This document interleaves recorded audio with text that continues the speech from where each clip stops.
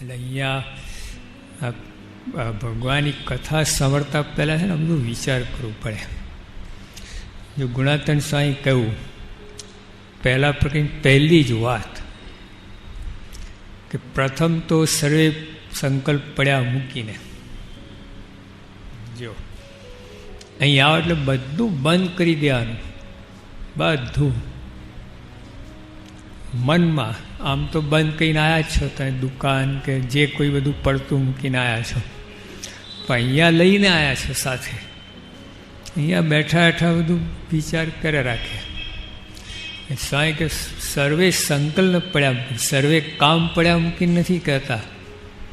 કામ તો પડતા મૂકીને આવ્યા જ છો, સંકલ્પને પડતા મૂકવાના છે. એ હેરાન કરે. નહીં તો જો પરોતભાઈ ખેતી કરતા, ગોરધનભાઈ દુકાન ચલાવતા, અને તો બધા સંકલ્પ પડતા મૂકીને ચલાવતા હતા. ભગવાનના જ સંકલ્પ ખેતીમાં, ધંધા નોકરીમાં, બધા એમાં ભગવાનનું જ વિચાર આવતો હતો. અને આપણે તો અહીં આવ્યા તો બોલો વિચાર આવે છે. આમ છે. સ્વામી કહ્યું પ્રથમ તો શરીર સંકલ્પને પડ્યા મૂકીને, સંકલ્પ તો પડ્યા મૂક્યા, અહીં બેસી ગયા. અહીં આવીને પછી આમ ડાફોડિયા મારે. અહીંયા જો ઓલા સ્વામી આવે છે જોઈ લો, પછી આમ કોઈ આવે, આમ આવે. એ નહીં, પ્રથમ સર્વે સંકલ્પ પડ્યા મૂકીને એકાગ્રચિત્ત થઈને આટલું કરવું સારું કર્યું, પણ હજુ કસવાનું છે.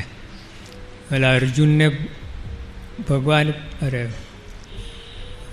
દ્રોણાચાર્ય પૂછ્યું ને શું દેખાય છે? સભા અને મત્સ્ય, માછલું દેખાય. કામમાં નહીં આવે. હજુ વૃત્તિ સંકેલ.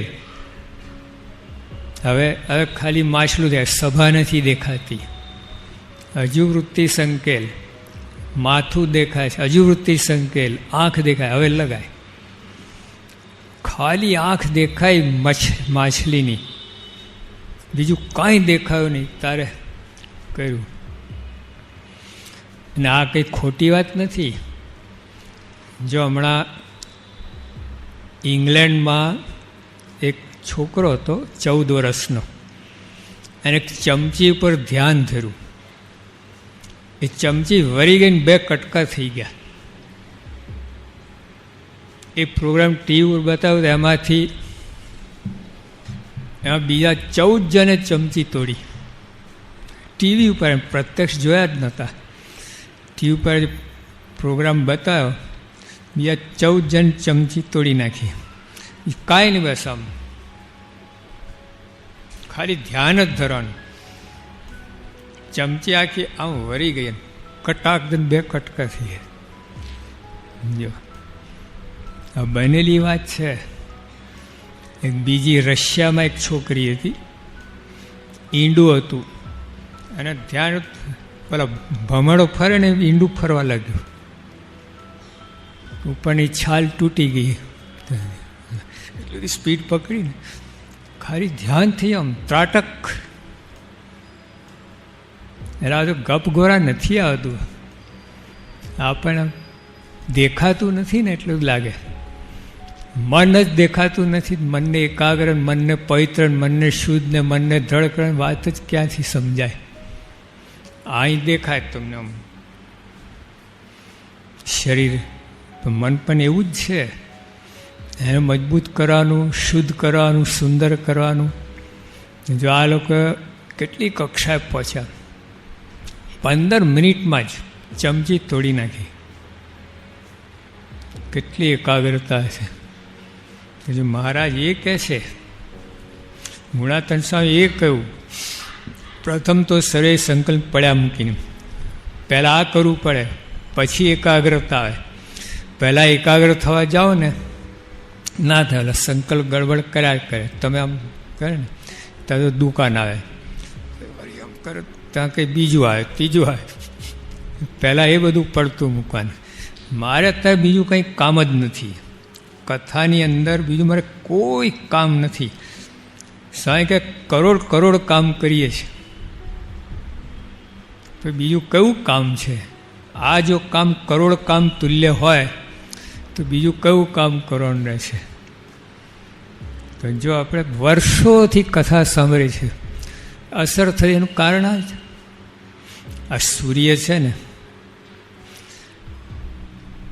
સહારાના રણમાં તપે છે અને કોઈ વસ્તુને બારી નથી, એને સૂકવી નાખીએ છે, બારી નથી. બિલોરી કાચ મૂકો વચ્ચે તો 5 મિનિટમાં ભડકો થઈ જાય. પાંદડું હોય, કાગર હોય, સળગી જાય. બોલા કરોડો વર્ષથી તપે છે તોય એમ એકાગ્ર થયા વિના છે ને નિશાન ના પડે. તમે એમને બેઠા કથા સાંભળો, વર્ષો સુધી સાંભળો, એકાગ્ર 5 મિનિટની કથા કામ કરી જાય, આખું જીવન બદલી નાખે. ઓલો બધું ડખો ચાલ્યા જ કરે. એટલે મહારાજ સ્વામી કહ્યું કે સર્વે સંકલ્પ પડ્યા મૂકીને પહેલાં શરૂઆત એમ એકાગ્રચિત થઈને પછી આગળ કહે છે એમ સમૂહ જે સ્વામી વાતો કરે છે એને હું સાંભળું છું. જો પછી સામે કોઈ પણ હોય વક્તા, એના સામે જોશે એના દોષ જ દેખાશે તમને. કોઈ કથા કરતો હશે, ઠીક છે, હવે આમ છે, આવા છે, તેવા છે, લો કથા સાંભળે છે કે શું કરે છે? એ શબ્દો તો મહારાજના છે ને. ત્યાં નાનું બાળક છે, સાંજે 4 વાગે પ્રસાદ આવે ઠાકોરજીનું, એ આપવા નીકળે તો ના પાડો, જાજા તું નાનો તારા હાથનું કોણ લે? અથવા કોઈ બીજો હોય જેનો તમને અભાવ હોય એ જ આવે, તો ત્યાં તે તો બધું ભૂલી જાઓ છો. ભગવાન પ્રસાદ છે, આ તો આ ભગવાન પ્રસાદ છે. કોઈ ગમે આપે, ગમે કથા કરે.